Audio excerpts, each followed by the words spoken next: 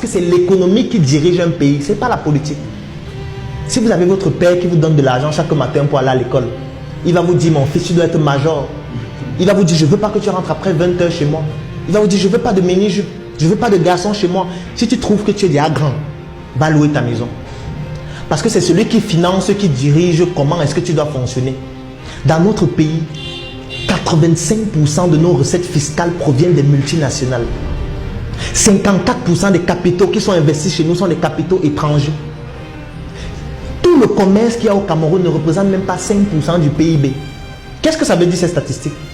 Les recettes fiscales, pour ceux qui connaissent le b.a.-ba de l'économie, savent que c'est avec les recettes fiscales qu'on paye les fonctionnaires, qu'on construit les routes, qu'on construit les hôpitaux. Et 85% de cet argent provient des multinationales. Ça veut dire provient des personnes qui viennent d'ailleurs. Et dans l'histoire, aucun peuple n'est allé dans un autre pays développer ce pays-là. Donc aucun pays n'a quitté son pays pour aller dans un autre pays le développer. Donc quand quelqu'un vient chez vous, c'est toujours pour des intérêts. C'est la raison pour laquelle, donc, étant donné que c'est eux qui dirigent notre économie, ils mettent donc sur pied, ils imposent aux politiciens de mettre sur pied une politique qui va garantir ces investissements. Puisque s'il n'y a pas ces investissements, le pays tombe en faillite. Et ce n'est pas le fait de commenter sur Facebook, faire des marches qui vont faire en sorte que ça change. Si ces statistiques-là ne changent pas, rien ne va changer. Et ces personnes-là qui détiennent notre économie ont des intérêts qui sont contraires à l'intérêt général de la population. C'est la raison pour laquelle la politique ne permet pas d'améliorer nos conditions de vie. Je prends un autre exemple qui va peut-être vous choquer. Moi, dernièrement, j'ai consulté les statistiques d'un service qui s'appelle Orange Money. C'est un service qui est en train de faire fureur au Cameroun, qui est en train de déstabiliser même certaines entreprises locales. Et les statistiques sont effrayantes. C'est un service qui revendiquait en juin 2015 17,4 millions d'utilisateurs. C'est un service qui est présent dans 14 pays africains, notamment les pays d'Afrique subsaharienne. Au mois de juin 2016, ils ont fait un chiffre d'affaires de 655 milliards de francs CFA. Ça veut dire 1 milliard d'euros dans des pays pauvres et très endettés. Au cours de l'année 2015, leurs transactions financières dépassaient c'était exactement 4 885 milliards. Et moi, j'ai comparé ça avec le budget du Cameroun de 2016, qui était de 4 200 milliards environ. Donc, les transactions financières de Orange Money, ça dépassait le budget du Cameroun. Parce que quand on dit que c'est eux qui détiennent notre économie, on a l'impression qu'on raconte les beignets bouillis. C'est donc pour ça qu'il faudrait que nous on s'arme sur le plan économique pour pouvoir répondre à ça. Et pour répondre à ça, qu'est-ce qu'il faut faire? Il faut créer la richesse et non faire l'économie du Bayam Salam. Qu'est-ce qu'on appelle l'économie du Bayam Salam?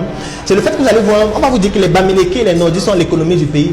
Quand je suis des choses comme ça me fait rigoler. Ça ne veut absolument rien dire, ils ne détiennent rien. Ils ne détiennent rien, pourquoi? Parce que vous allez aller dans un grand hôtel détenu par un Bamileke. Je ne vais pas citer d'hôtel. Vous allez voir que la moquette est importée.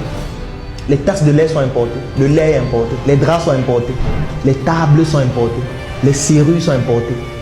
Tout est importé, les cheveux sont importés, même les cerveaux sont importés. Ça fait donc quoi? Ça fait que cet hôtel est en train de travailler pour donner des devises à d'autres pays qui produisent ça. Puisque nous on ne produit rien, même le fudant.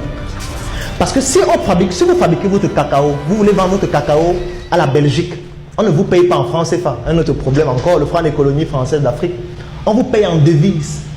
Et étant donné que c'est la France qui garantit notre monnaie, ce n'est même plus seulement la France, c'est désormais l'Union européenne, on verse toutes nos devises au trésor français.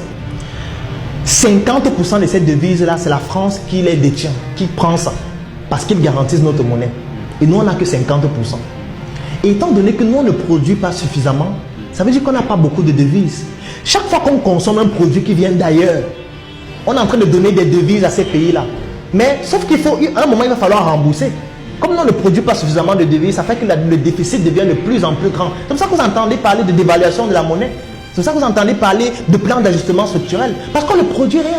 On ne fait que consommer ce qui vit. C'est pour ça qu'on fait la promotion du Made in Cameroun. Les gens se disent que c'est un slogan. Ce n'est pas un slogan. C'est un élément vital pour l'économie de se développer. Notre système nous a poussé à ne plus croire en nous, on se dit que voilà, la solution viendra forcément des autres. La télé est manipulée, la radio est manipulée, la presse est manipulée parce que l'information est orientée en fonction des intérêts des personnes qui les détiennent. Vous ne pouvez rien réussir seul, vous devez toujours vous considérer comme une pièce d'un puzzle, comme la partie d'un miroir qui s'est brisée et votre but c'est de vous coller avec les autres parties pour former la magnifique image que doit devenir notre pays dans très peu d'années. 2035, c'est loin, c'est maintenant qu'on le fera.